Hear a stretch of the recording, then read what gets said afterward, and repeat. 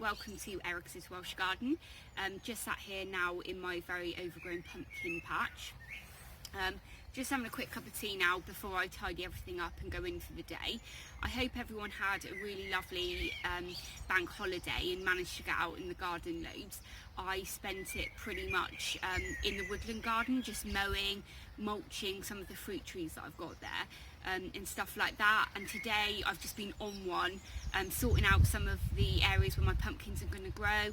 I've potted up my gooseberry bushes that I layered before, managed to actually get, I think it was 4 out of the 2 layers that I did. Both of them had kind of 2 plants in each, so I've done that. I've sorted out some rhubarb today, so I'm just going to finish this cup of tea and then I'll just sort of walk you around and show you what I've been up to really. My pumpkins that are in my bedroom window are completely going crazy. They're starting to trail off the windowsill now, so I don't know what I'm going to do. Hopefully I've got some like glass windows and stuff like that, so maybe I can get them out a little bit earlier than I want to, but they should still be okay if they come out early.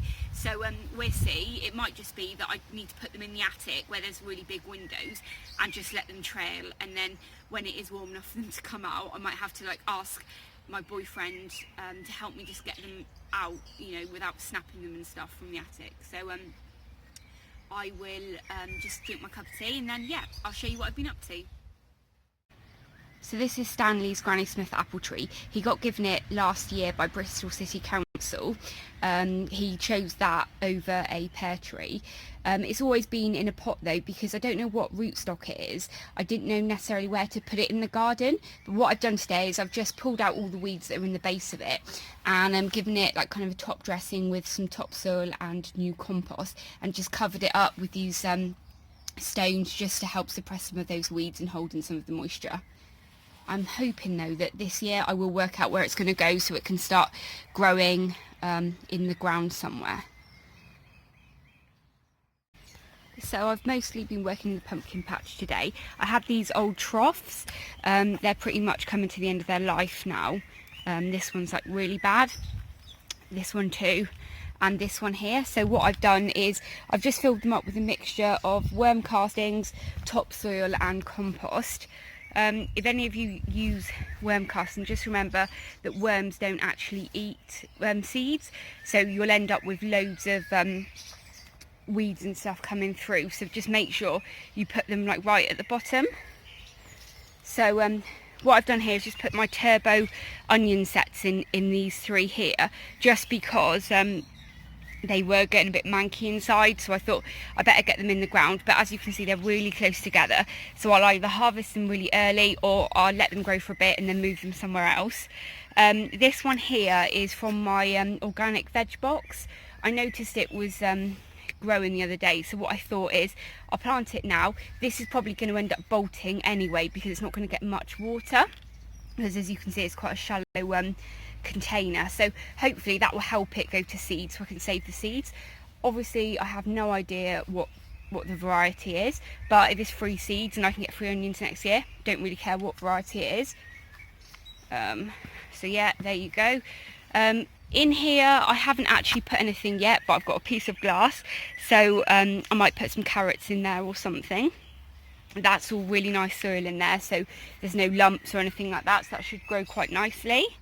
I found 2 more recycling bins here, which I've been adding bits and pieces to, kind of like weeds at the bottom, and I'll just get that built up slowly, ready for some pumpkins or courgettes. I did grow courgettes in the black one last year and it was a really good size, and the courgette plant really thrived. My Jerusalem artichoke have grown so much quicker than when you'd seen them the other day. They're just so much bigger. There you go. And I've got these what are they called, rhubarb plants here. So I've got one here and here. Now both of these plants today were originally in this smaller pot here. My mum gave them to me last year for my birthday in April, and the variety is Timperley. Now I left them here in Wales and went home to Bristol again, and I thought they died, but they didn't, luckily, because they've come back to life.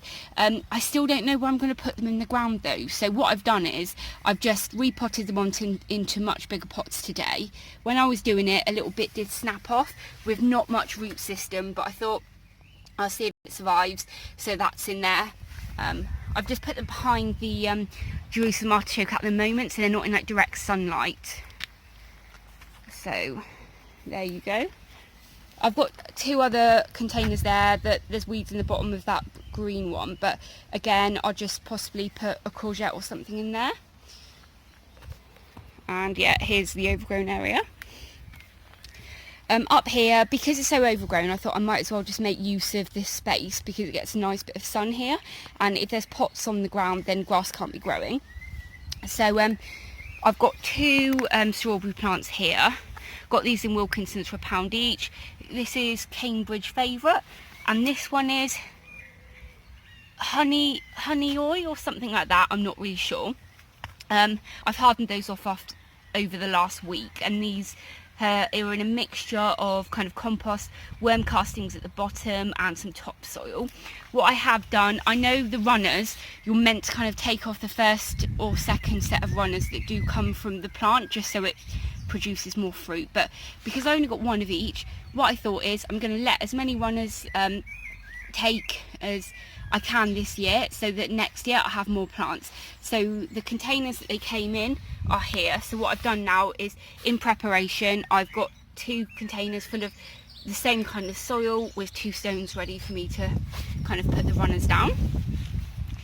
Here I've got 1, 2, 3, 4 of the gooseberry bushes there that have all taken. I've also gone over today and put another container and put a stone over so I can layer another one. In these containers at the front here, there's weeds, but there's also some ash saplings there. I don't really know why I've got ash saplings, to be honest, because I've got a whole woodland full of them, but I just planted them up ages ago and I don't want to kill them. Oh, this here is a tree that I got in December. It was my sister got married and she had these with Christmas lights and decorations on, so I did take one home and I've just put it in a bigger pot today. No idea what variety it is or anything like that, but it's there. So I don't know if you've picked up before, but I have a stream that goes through my garden, and when it really rains off the mountain, it all kind of floods off and then into the stream here, and it comes out into a bath here. It gets filled up with silt really quickly, but what I do is I just get a spade, get the all of the silt out, and then it usually ends up in a silt pile here, which I can then use in containers and stuff to help improve the soil.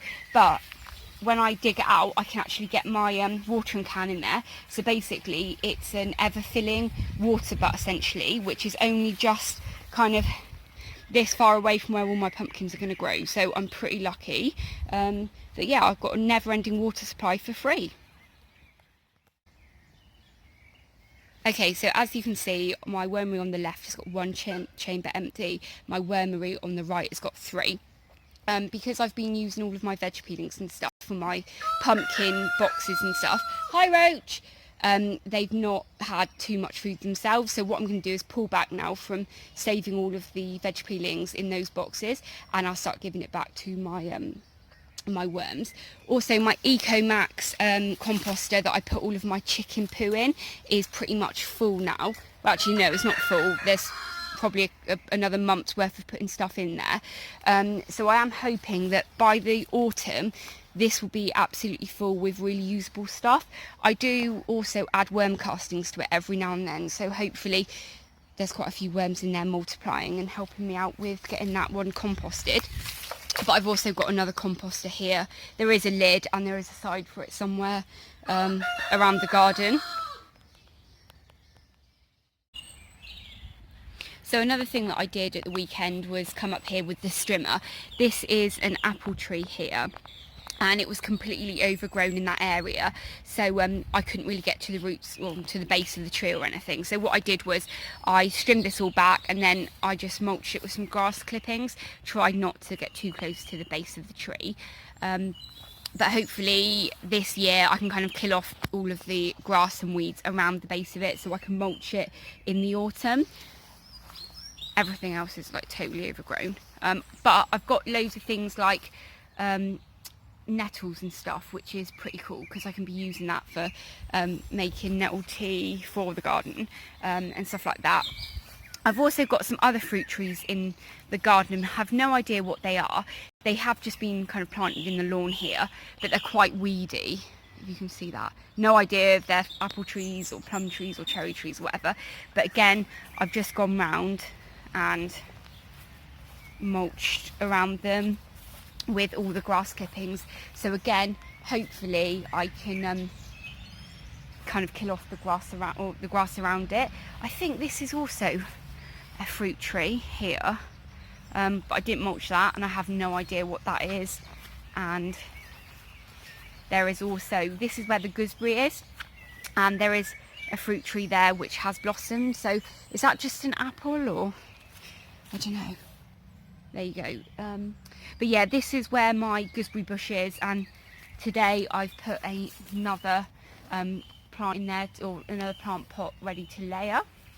One plant I am hoping to get round to at the weekend is all of my primroses. I want to just kind of see where they are and divide them up really, and yeah, so I can hopefully get more flowers in this area, which would be pretty nice. I did also find, I don't know if you can see in behind here, but I do have some bluebells just at the back there.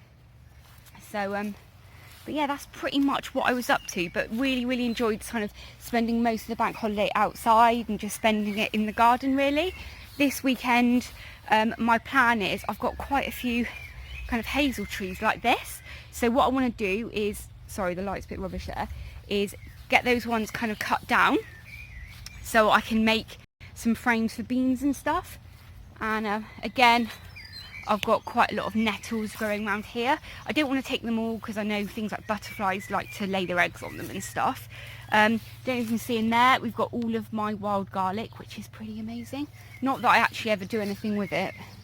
I know you can make pesto and stuff, but yeah, I've never done anything with it. But yeah, pretty excited with the fact I've got quite a few of these hazel trees in the garden. So yeah, that's pretty much all I've been up to recently. So I'm just going to go off and collect Stan from school now. If I do have time, I will show you how my pumpkins are getting on. Oh, also quickly before I go, I have another fruit tree. I don't know if you can see it, it's blossoming there. I'm guessing it's an apple. Actually no, it definitely is an apple because it's got a label on. It's on MM106 rootstock. So but I can tell you the variety because I did find it had it on. Lord Lambourne, there you go, MM106. But look how much light it's getting, hardly anything. So, and it's really in kind of like an area that's not going to be very easy for me to dig it out. So if anyone's got any advice on that, that'd be amazing. And these are the bluebells close up. Can anyone tell me, are these like the normal bluebells, English or British bluebells, or are they the horrible Spanish ones that I don't want? If you know, let me know. But yeah, that is it now, so I'm off. If you've enjoyed and you enjoy my journey in my little Welsh garden, then please subscribe. Any comments, then please comment, and yeah, I'll see you later. Thanks very much. Bye.